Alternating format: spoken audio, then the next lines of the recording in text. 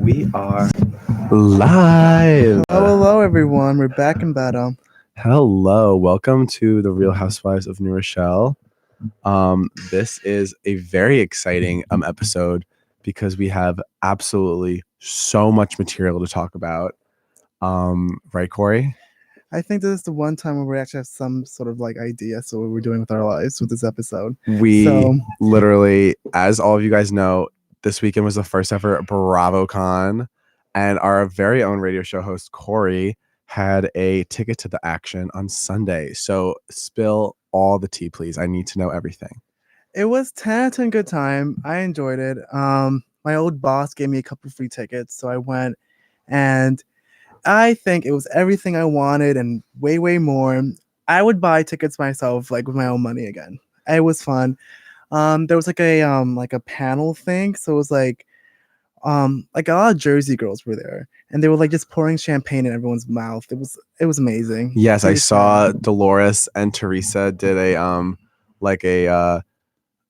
cooking class. Yeah, exactly, and that alone was worth like the ticket to get to the city. It was worth everything for that one moment. That's so awesome. And then there was a panel of just like for all the like Bravo men, so it was like all the Below Stars, Vanderpump Rule Boys. They were all there, and never watched those shows and enjoyed them, but they are very much more enjoyable in real life. Huge fan of them. Not sure if that really like piques my interest. When I think Bravo celebrities, I'm really not thinking about the men. Like I am thinking about my women, my girls. But then again, I also don't watch those shows where the men are relevant. I only watch the Housewives where I think that like I wouldn't tune into any of them anytime soon. But they're a nice time. They made the ticket price a little bit more like bearable.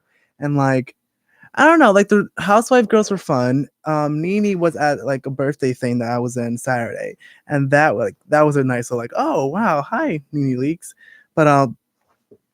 But yeah, like other than that, like I would go again. It was really fun. I was going to go all weekend, but I had planned Saturday and Friday I have human responsibilities to do. So was it like drag? Like how was it set up? Like were there booths where you could like meet the celebrities, or was it just panels? Like what was the setup? It was more panels, and like if they had like merch or whatever, they would sell it outside of the panels. Outside of the panel. They like you could do a couple meet and greets, all that good stuff. And so like there was a couple like booths here and there, but again, it wasn't like the real house like meet and greets. It's more like the C-list, the guests of the friends had their meet and greets, which is like cute if you want to meet them. But I know Erica was there, so that was fun. I like Erica Jane. She's 10 out of 10. Yeah, but other than that, like it was a fun time. A lot of the meet and greets, quote unquote, were more like you could see them on stage and then you could say hi to them from the stage. But apart from that, nothing too like exciting. All right. That sounds awesome. Thank you for sharing. Did you watch the live from BravoCon Watch What Happens Live episode? I didn't. I had to peace out because before that. But it did seem rather entertaining, and I have it recorded so I could watch it later tonight. Okay. But I heard it was okay. I heard it was a pretty okay little like shindig. Well, yeah, nothing too crazy because with all the guests, Andy, like the guests got maybe like one question. Each group was on stage for like getting interviewed for maybe like 2 minutes tops. So like nothing really that juicy, just kind of like, hey, welcome to the show. What did you have for dinner? Oh, I had chicken parm. Okay, now back. Okay, cool. Now your husband is being deported. How is he? Yeah, now like go back to the back of the stage. But they had this one moment where it was called Squash the Beef. Okay. And they had this kind of lottery ticket thing. And so they would spin the wheel and whoever's faces came up they had to squash the beef. Okay. So the first one that comes up is Ramona and Giselle Bryant. Okay, that's funny. And so they had to come squash the beef, and it was about how Ramona pushed Giselle out of a photo this summer in the Hamptons. Okay. Oh, it's very housewife drama. Yes. And so Ramona claims that she just wanted a picture with the host and was like, oh, Giselle, which like I believe, like I've done that before. Sometimes you just want a picture with like a certain person, and then like, because sometimes like, and I've also been on the opposite end. Sometimes you just want to like get in a photo, but then when one person gets in, then you have this huge group photo when you just wanted to. So I get Ramona's side of the story, but I also think like Ramona doesn't think that way. No. Like, so I also kind of believe Giselle a little bit because Giselle was just like, it was so rude. Yeah, I could see that. I think if they were in a show together, I saw this like comment or whatever. It was like they should have like Nene, Giselle, Teresa, um, Erica all in a show together with Kenya. And that should be like a Real Housewife like all-star episode. And I wouldn't mind a season of like all the all-stars. Like Well, they actually apparently there was, I don't know if you saw this one, mhm, but apparently there was a producers panel. It was with all the producers, mhm, and someone asked like, what are you going to like? Would you do an all-star season? And the producer says it's like it's been talked about. Like it's more likely than you think. If you want a Housewives All Stars, then mhm. the fans should rally on Twitter and voice their opinions on who should be in it. So there's been this tag going around where everyone is like listing like my housewives all stars, and they list each city, and you're supposed to name like one housewife from each city. And Mhm. it's very like I've seen a lot of like there's not like huge differences. Like a lot of I feel like a lot of people are on the same page for most cities. Uh-huh. There's just a couple cities where people like Beverly Hills is one where a lot of people are differentiating on. Dallas too. New York. New York is a lot of either Ramonas or Dorindas.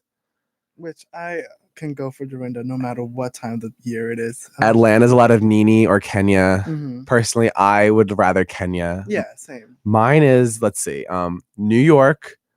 I would want probably Dorinda, I would say. She's good. I She's like her, good, yeah. you know. I would say Lou, but like No. Lou's too lackadaisical. Like all Yeah. stars, we need like people who can get aggressive. Yeah.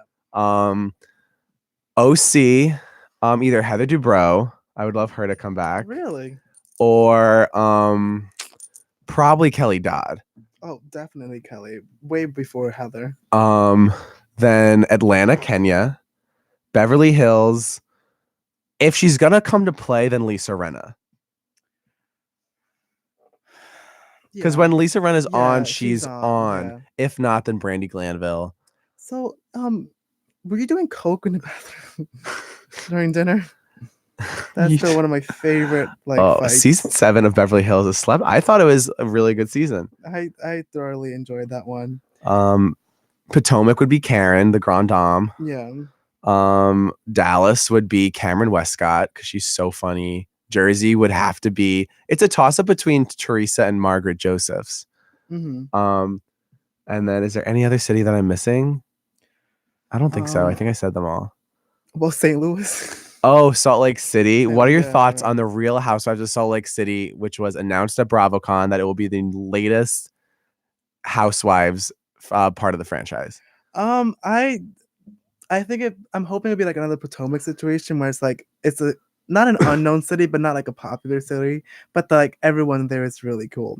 So I'm hoping it's like that, but also like I'm setting the standards low, and hopefully they exceed them. But I right now, agree. I just like I'm not really excited about it. Like it's just like okay.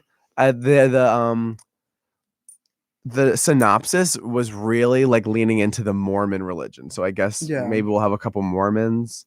Which I don't need any of that. Like I generally don't need. Yeah, especially after we like Shane from the OC. Like I don't know if that's the I mean, maybe that's why they did it because right now, if Mhm. Shane's the only Mormon representation, Then, they're not yeah, getting very good. Absolutely. Maybe the Mormons complained. Yeah, like we have better husbands than the one you have purported.